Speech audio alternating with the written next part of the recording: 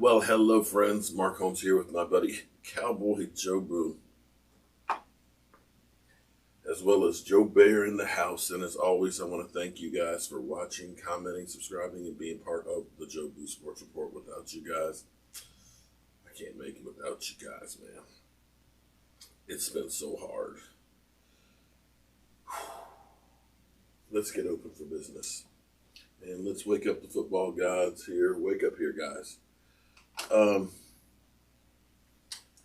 Yeah, it's Wednesday. It's hump day. It's the middle of the frickin' week, and the team gets back on the practice field. What there is left of the team.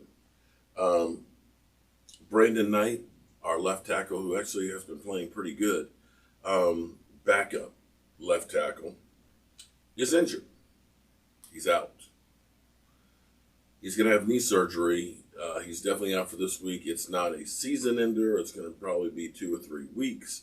I think they had to go in and do some cleaning up and, put a Band-Aid on it so he can get back out there. Sometimes people say things and it's almost like a foreshadowing. I think it was Dak that said, maybe it was Dak, maybe it wasn't. But they said the healthiest team is probably going to win this all.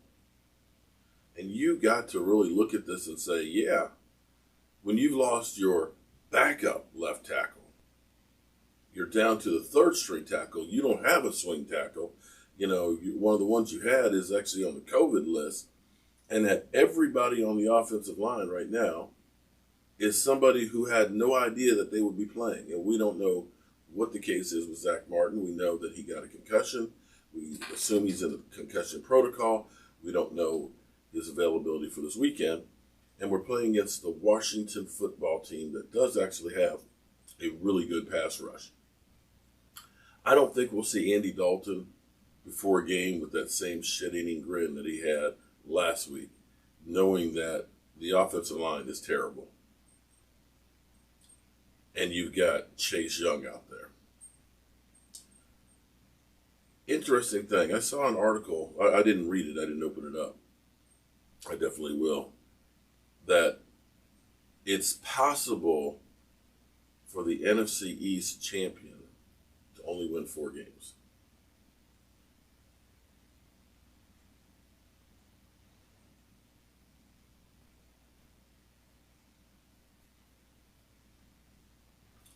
You know what's funny about this? If that were the case, that even if it's, let's say 5 wins, let's say 5 wins gets you first place in the NFC East. And let's say 4th place gets you second. Do you know what the difference in that would be? Besides that you guys go to the playoffs. You're talking about picking probably 19th if you make the playoffs. And the team that didn't would probably be a top 10. That's huge. That's huge. And the reality on the Dallas Cowboys are, as much talent as we've been told that we have, we're not doing anything with the talent that we have. And be it the coaches with the system that they have, they don't have the right kind of guys for it, and they have to get the right kind of guys, or we don't have the coaches for the right kind of guys that we have. We had heard that the coaches were going to fit the system to the players as opposed to the players to the system. I don't see either or of that working on the defense.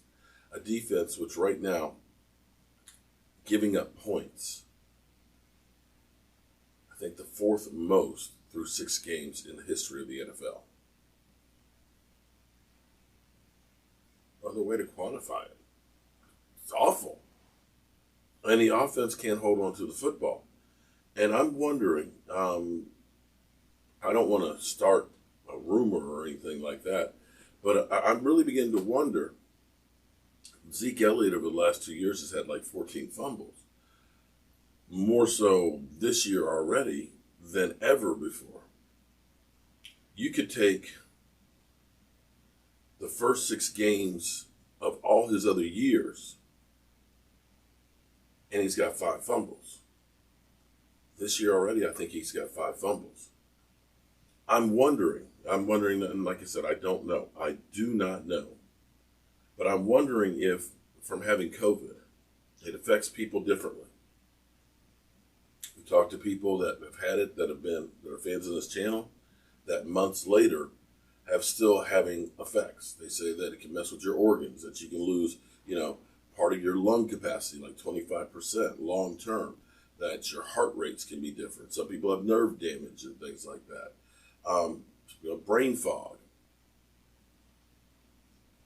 Could it be that Zeke Elliott's grip is damaged, nerve damage from COVID? Because clearly something's not right. And you don't see him breaking runs like he usually does. I'm just wondering, because something definitely is not right. It's not a matter of not wanting to. You can see him, calling to come off the field. It's just something's just not quite there in this season. That's just been crazy. And this goes back to, Michael Anthony has been on this for quite a while. And you're beginning to realize that maybe it's right. Because there weren't OTAs, because you only had a couple weeks of conditioning, and you had no preseason games, and you basically had 14 padded practices that you actually didn't tackle anybody. Think about this.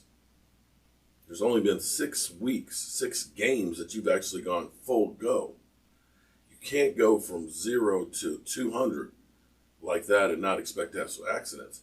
So as you see the injury reports after injury report after injury report, the Cowboys also had a injury settlement with receiver Vontel Bryant and released him as well.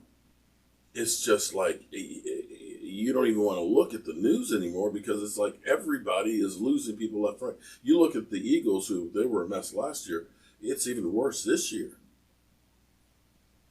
At the current rate, if you're old enough to have been around like I was when we had the strike-shortened year where they had the scabs, guys that weren't affiliated with the NFL, guys that are pulling out a work release and stuff like that, and, dentists and janitors and stuff like that, and made football teams out of them. We are headed for basically, by the end of the year, a lot of players that are like that. We're on our 3rd string left tackle. An offensive line that's been completely decimated. We've lost our quarterback. And it's only week 7.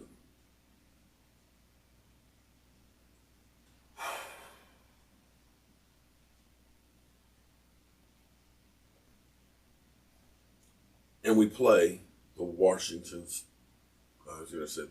stinking no names. I almost said, that name we can't say. This year is just, I just can't take this year anymore. Can we just skip ahead to 2020?